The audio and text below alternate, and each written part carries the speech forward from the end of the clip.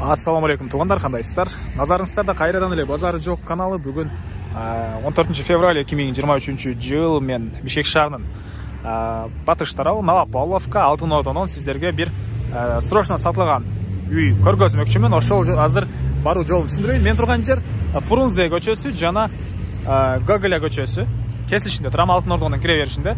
Сиздер ушул жерден түз эле түндүктү карай барып милиция бөлүмүнү көрүп аласыздар оң тарапта. Ошол жерден оң тарапка карай кирсеңиздер, Семис кол 5-даректе сатылуучу үй жайгашкан туугандар.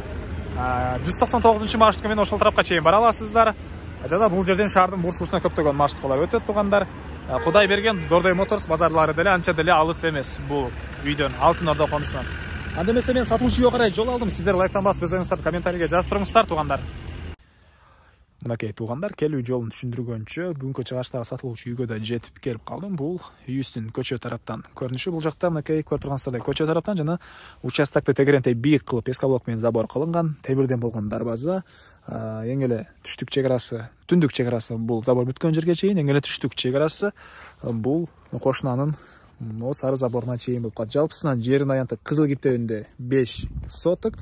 И плюс туугандар, могунун ылдый тарабында жол түшкөн. Ошол жолго чейинки бир аз мондай жерди убактылуу колдонгонго, убактылуу пайдаланганга деле кылсаңыздар болот дейт. Мынакей кошуналар ушул ашыкча жерлерди кичине убактылуу колдонушат экен. Ошол сыяктуу убактылуу колдонсоңуздар болот деген оюн айтты.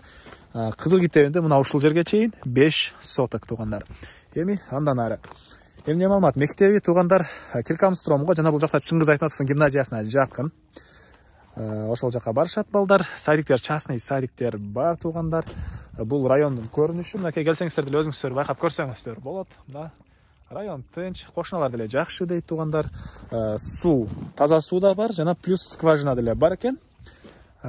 Электр энергиясы бар туугандар. Мына бул короосунун көрүнүшү.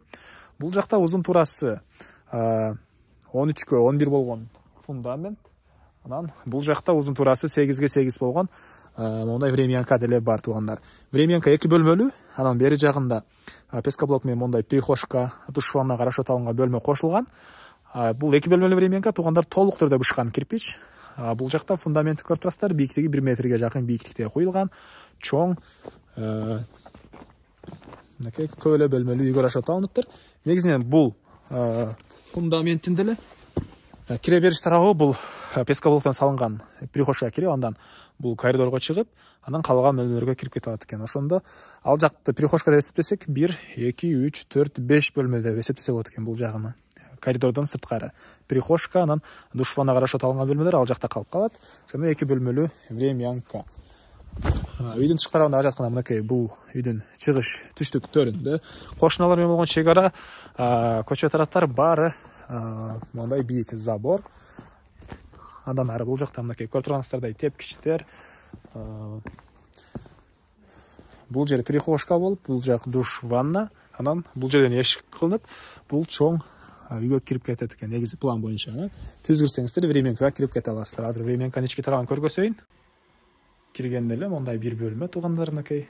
Анан ошол эле жерден түз өтсөк, бул жакта дагы бир бөлмө жайгашкан. Батыш тарабынан терезе орнотулуп тур. Мынакей кирпичтен болгон үй. Бир эле ушул бөлмөлөр бөлүнгөн жерин пескаблок менен бөлүп коюптур ээси. Мынакей. Жана дагы ремонтко мондай эмелерди алып койгон туугандар, дагы дальше ремонт кылуу үчүн. Бир аз күн дагы ремонт кылабыз деген ой болгон дейт. Андан ары эми короосун ачып калган маалыматты берейин. Мен кайра сатылуучу үйдүн короосундамын туугандар. Эми эмне маалымат? Үйдүн батыш тарабын көргөзөйүн сиздерге. Так. Бисмиллахир-рахманир-рахим. Так. Мынакей бул үйдүн батыш тарабы. Бул жакта деле бир аз мондай места бар туугандар. Негизинен отоплениянын котелун деле ушул жака койсоңуздар болот. Кыскасы бош жер бар арты тарабында. Так. Эми эмне маалымат? Айтылбаган бир эле баасы калды окшойт.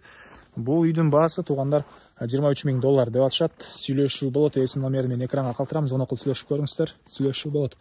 Анан достор менен, группалар менен бул видеону бөлүшсөңүздөр, мага бул үй ээсине чоң жардам берген болосуздар. Анда эмесе мен сиздер менен коштошом туугандар. Кийинки чыгышка чейин саламатта калыңыздар.